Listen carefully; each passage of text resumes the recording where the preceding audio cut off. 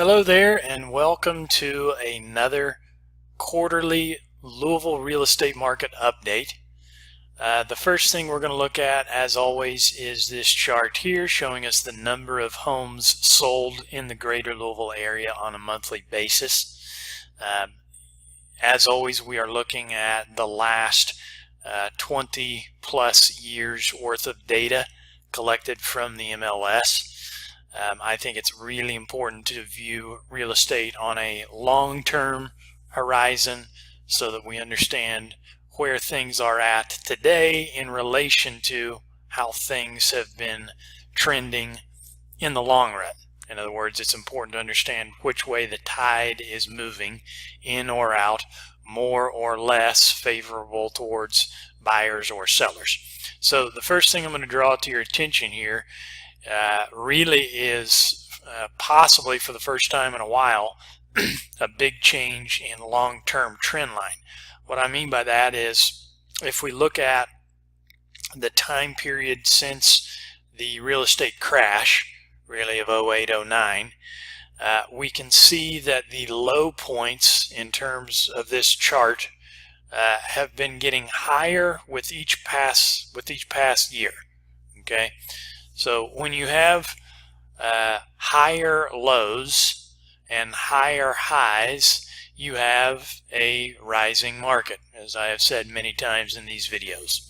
It's when you see the trend line break that the market is likely starting to change course. Markets are always going to revert back to the mean or the long-term average by definition. And so, that's a fancy way of saying what goes up must come down, and what goes down typically doesn't stay down forever, especially in terms of real estate. There's always going to be some value associated with real estate. So what am I looking at here that catches my attention? Well, if I add a line to this chart that follows the low points in terms of number of homes sold each year, which I'll do right now, you can see that this red line shows us how the low points in each successive year have been trending. They've been trending upwards. And lo and behold, as we go into the first quarter of 2019, for the first time in 10 years or so, that trend line has broken. So this data point right here is lower than how these low points have been trending. Now, there's a couple of points to make here. First, this all comes from information gathered from the MLS, and the MLS is as updated as it possibly can be at this point in time.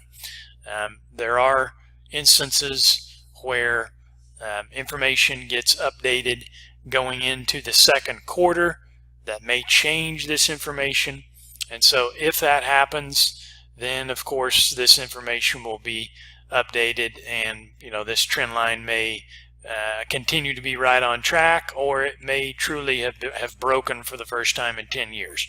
This is something that we'll continue to monitor in depth, in detail, going into the second quarter, because what we need to realize is that if this information is correct, and right now we have to assume that it is, and we see this continue going into the second quarter, then we have definitely entered a new era where the average seller is going to struggle a little more than they were in the past several years when it comes time to getting a home sold.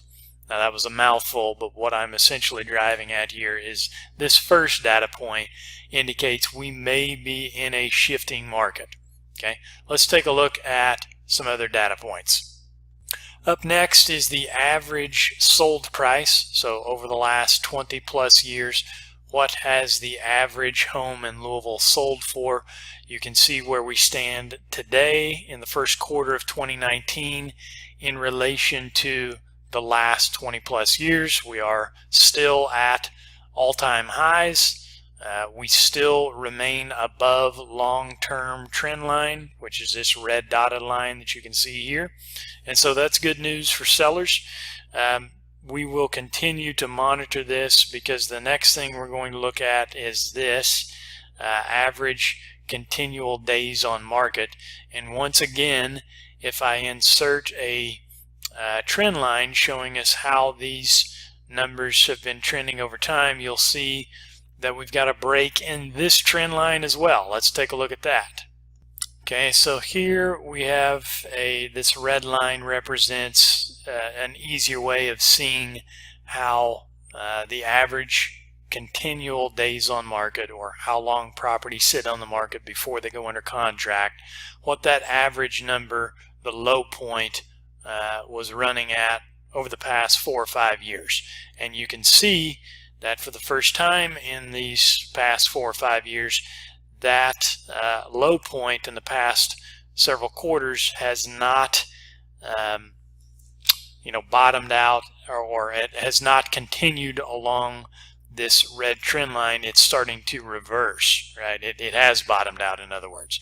And so now we're starting to see, going into the first quarter,